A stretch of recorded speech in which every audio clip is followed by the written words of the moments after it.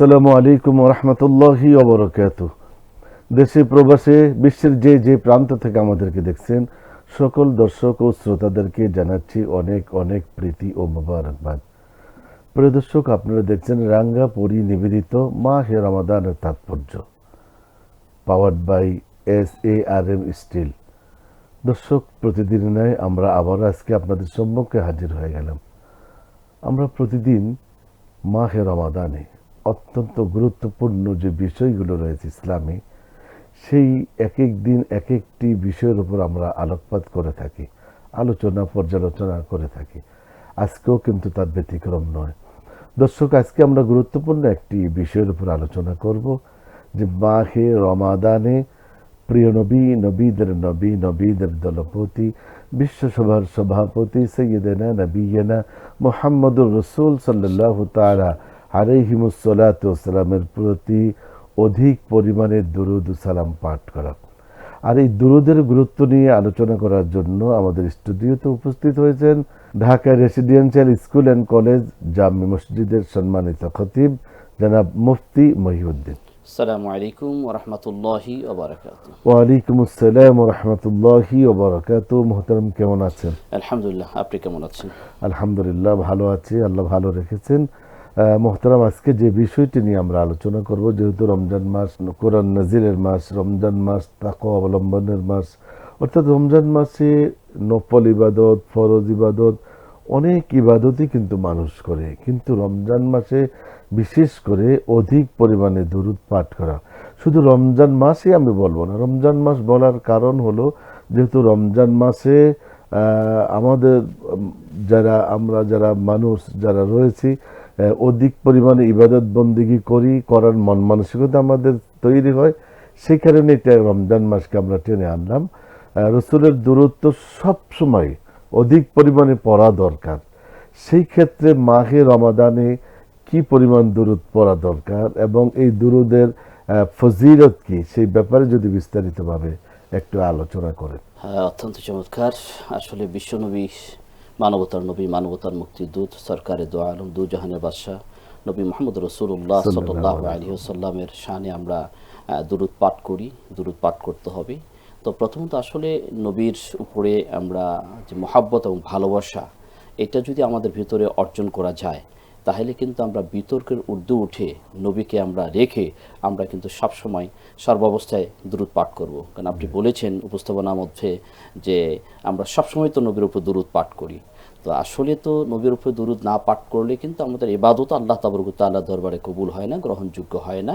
কারণ আল্লাহ রাসূল সাল্লাল্লাহু আলাইহি ওয়াসাল্লাম বলেছেন, দোয়া আকাশ এবং জমিনের মাঝখানে ঝুলতে থাকে যতক্ষণ না পর্যন্ত কোনো দোয়ার আগে এবং পরে যদি আল্লাহ রাসূল সাল্লাল্লাহু আলাইহি ওয়াসাল্লামের উপর দুরূদ না পড়া হয়।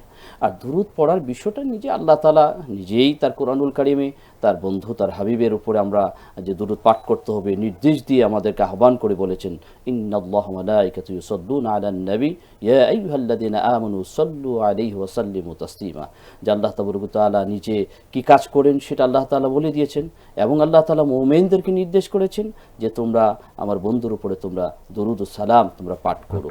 তো যে কারণে আসলে আমরা দরুদ ও সালাম পাঠ করতে গিয়ে আমরা আমাদের মহাব্বত, ভালোবাসা রাসূলের প্রতি অর্জন করার মধ্য দিয়েই কিন্তু করা যায়। আর নবীকে যদি মহাব্বত না করা যায়, তাহলে কিন্তু দুরূদ বেশি বেশি করে পাঠ করা যাবে না।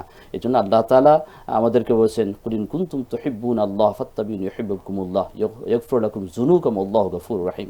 যে হে নবী, আপনি জানিয়ে দিন, যদি তোমরা আল্লাহ তাআলাকে ভালোবাসার দাবিদার হও, আল্লাহ তাআলাকে ভালোবাসো, এই দাবিতে যদি তোমরা সত্যি নিজেদেরকে পরিণত করতে চাও, তাহলে আমি আল্লাহ তোমাদেরকে নির্দেশ করছি যে আমার নবীর ইত্তেবা করো, তার অনুসরণ করো, তার সুন্নাহকে ভালোবাসো, তার উপরে বেশি বেশি দুরূদ পাঠ করো।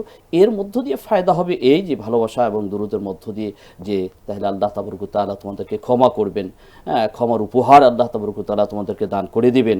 তো আসলে নবীর উপরে দুরূদ পাঠ করলে আল্লাহ তাবারক ওয়া তাআলা আমাদেরকে ভালোবাসবেন। আর আল্লাহ তাআলা নিজে যেখানে বলেছেন সাল্লু আলাইহি ওয়া সাল্লিমু তাসলিমা, যে তোমরা আমার নবীর উপর দুরূদ পাঠ করো, সালাতু সালাম পাঠ করো। তো আসলে সালাতু সালাম পাঠ করার ক্ষেত্রেও যদি আমরা নবীর উপরে দুরূদ পাঠের ব্যাপারে যদি আমরা মাহে রমজানের একটি আলোচনার মধ্যে যে নিয়ে আসি, আল্লাহ রাসূল সাল্লাল্লাহু আলাইহি ওয়াসাল্লাম যে খুতবা দিতে গিয়ে একদিন তিনি বলেছেন যে ওই ব্যক্তি ধুলায় দূষিত হোক অথবা ওই ব্যক্তি ধ্বংস হয়ে যায়। অথচ মানবতার নবী, মুক্তির নবী কিন্তু কখনো কোনো মানুষের জন্য কিন্তু ধ্বংস কামনা করতে পারেন না। কারণ আমরা জানি হুদের ময়দানে রসুলের দন্দান মোবারক শহীদ করে দিয়েছেন, কিন্তু জিবরাইল এসে বলেছেন, হে আল্লাহর বন্ধু, আপনি যদি বলেন তাহলে কিন্তু এই পাহাড় থেকে যারা আপনাকে আঘাত করেছে তাদেরকে পাহাড়ের মধ্যে পিষ্ট করে শেষ করে দেবে। কিন্তু আল্লাহ রসুল মানবতার নবী হিসাবে আসছেন, তো যে কারণে আল্লাহ রসুল খুতবা দিতে একদিন একই বাক্য 3 বার বললেন। তো সাহাবায়ে কেরাম খুতবার পরে জিজ্ঞেস করলেন, ইয়া রাসূলুল্লাহ, আজকে আপনি যে একই বাক্য 3 বার বললেন, এটা কারণটা কি? আল্লাহ রাসূল সাল্লাল্লাহু আলাইহি ওয়াসাল্লাম বললেন যে, দেখো, জিবরাইল এই মুহূর্তে আসছেন, এসে বলেছেন যারা মাহে রমজান পেল অথচ তাদের জীবনে গুনাহগুলি এই মাহে রমজান ইবাদতের মধ্য দিয়ে, তাকওয়ার মধ্য দিয়ে, খোদাভীতির মধ্য দিয়ে যে তারা জীবনে গুনাহগুলি ক্ষমা করাই নিতে পারলো না, ওই ব্যক্তি ধ্বংস হয়ে যাক। যে পিতা মাতা অথবা একজন অথবা উভয়জনকে পেল, তাদের খেদমত করে সন্তুষ্ট অর্জন করে পারলো না, তারাও ধ্বংস হয়ে যাক। দ্বিতীয়ত আল্লাহ রাসূল সাল্লাল্লাহু আলাইহি ওয়াসাল্লাম, যার সামনে আমার নাম মুবারক কি করা হয়, উচ্চারণ করা হয়, অথচ মহব্বতের সাথে আমার উপর দুরূদ পাঠ করলো না, ওই ব্যক্তিও ধ্বংস হয়ে যাক। মোহতারাম চমৎকার বলছিলেন। আমরা আরো শুনবো আপনার কাছ থেকে দরুদের ফজিলত সম্পর্কে, তবে ছোট্ট একটি বিরতিতে আমাদের যেতে হবে। প্রিয় দর্শক, আমরা শুনছিলাম জনাব মুফতি মহিউদ্দিন সাহেবের কাছে দরুদের গুরুত্বপূর্ণ আলোচনা। আমরা আরো শুনবো আলোচনা, তবে তার আগের সময় হলো ছোট্ট একটি বিরতি নেওয়ার। যাচ্ছে ছোট্ট একটি বিরতিতে, বিরতির পর আবারও ফিরে আসবো ইনশাআল্লাহ। প্রিয় দর্শক, বিরতির পর আবার আপনাদেরকে আমন্ত্রণ জানাচ্ছি। আপনারা দেখছেন রাঙ্গাপরি নিবেদিত মাহে রমাদানের তাৎপর্য, পাওয়ার্ড বাই SARM স্টিল। শুনছিলাম আমরা পবিত্র মাহে রমাদানের অধিক দুরূদ পাঠের ফজিলত এবং দুরূদ পাঠের গুরুত্ব। চলুন আমার জনাব মুফতি মহিউদ্দিন সাহেবের কাছে আরো গুরুত্বপূর্ণ আলোচনা আমরা শুনি। আল্লাহ রসুল সাল্লাল্লাহু আলাইহি ওয়াসাল্লামের উপরে দুরূদ পাঠ করলে আমার মর্যাদা বাড়বে, আমাদের গুনাহ মাফ হবে, আমাদের বিপদ দূর হবে। আল্লাহ রসুল সাল্লাল্লাহু আলাইহি ওয়াসাল্লাম আমাদেরকে জানিয়েছেন, যে ব্যক্তি আল্লাহ রসুল সাল্লাল্লাহু আলাইহি ওয়াসাল্লামের উপরে একবার দুরূদ পাঠ করবে, আল্লাহ সুবহানাহু ওয়া তাআলা ওই বান্দার উপরে 10টা রহমত নাজিল করেন। রহমতের মাস, মাগফিরাতের মাস, নাজাতের মাস, পুরো মাস ব্যাপী আমরা ক্ষুধার্ত থেকে কিন্তু রহমতের কামনা করে কিন্তু আল্লাহ তাআলার কাছে আমরা আরাধনা করছি, কান্না করছি।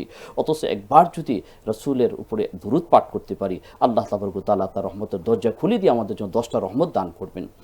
দ্বিতীয়, আল্লাহ রসুল সাল্লাল্লাহু আলাইহি ওয়াসাল্লাম বলেছেন, যে ব্যক্তি একবার দুরূদ পাঠ করবে, আল্লাহ সুবহানাহু ওয়া তাআলা ওই বান্দার 10টি মর্যাদা বাড়িয়ে দিবেন। অথচ এই পৃথিবীর মধ্যে মানুষ হিসাবে আমরা কিন্তু মর্যাদা লড়াই করে যাচ্ছি। এই জন্য রাসূল পাক সাল্লাল্লাহু আলাইহি ওয়াসাল্লাম বলেছেন, যার সামনে আমার নাম উচ্চারণ করা হয় অথচ সে ব্যক্তি দুরূদ পাঠ করলো না, সে হচ্ছে সবচেয়ে পৃথিবীর মধ্যে সবচেয়ে বড় কৃপণ।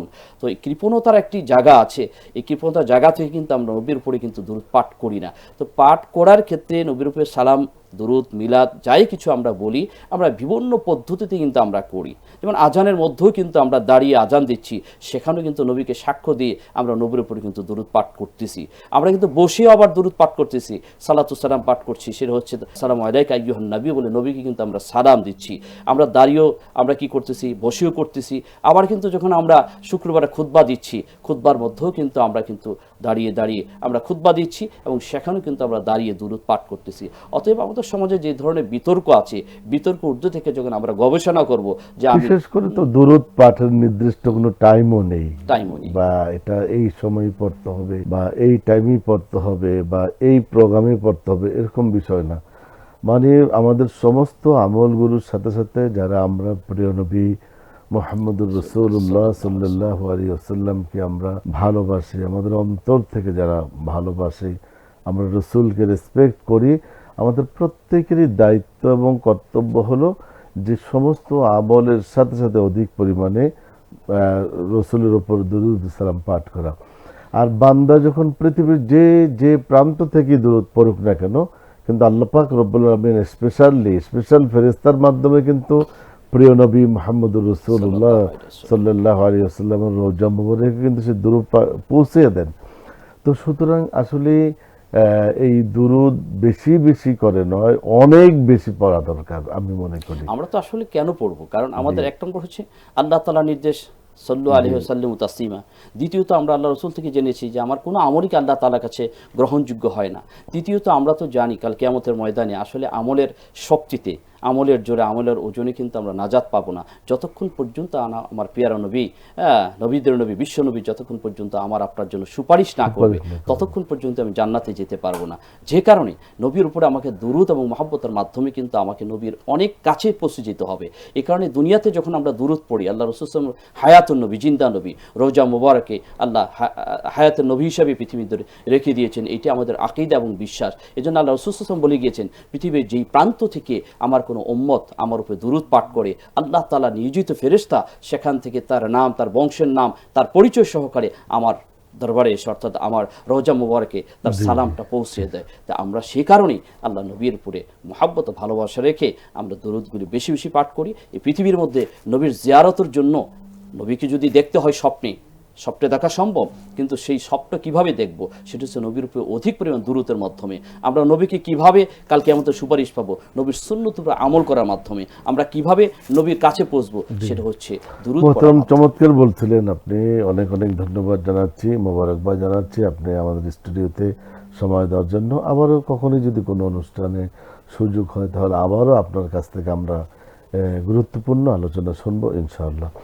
প্রিয় দর্শক, আমরা শুনছিলাম রাসূল করিম সাল্লাল্লাহু আলাইহি ওয়াসাল্লামের উপর দুরূদ শরীফ পাঠ করার ফজিলত এবং তার গুরুত্ব। আমরা অনুষ্ঠানের একেবারে শেষ পর্যায়ে দর্শক, আমরা আজকে যা কিছু শুনলাম আমরা আমল করার চেষ্টা করব, আর রাসূলের উপর অধিক পরিমাণে দুরূদ পাঠ করার চেষ্টা করব। আল্লাহ সুবহানাহু ওয়া তাআলা আমাদের প্রত্যেককে অধিক পরিমাণে দুরূদ শরীফ পড়ার জন্য যাতে করে আমাদেরকে তৌফিক দান করেন, আমিন। আগামীকাল একই সময় আবারও আপনাদের সাথে দেখা হবে। সকলেই ভালো থাকুন, সুস্থ থাকুন, নিরাপদে থাকুন। আল্লাহ হাফেজ। আসসালামু আলাইকুম ওয়া রাহমাতুল্লাহি ওয়া বারাকাতুহু।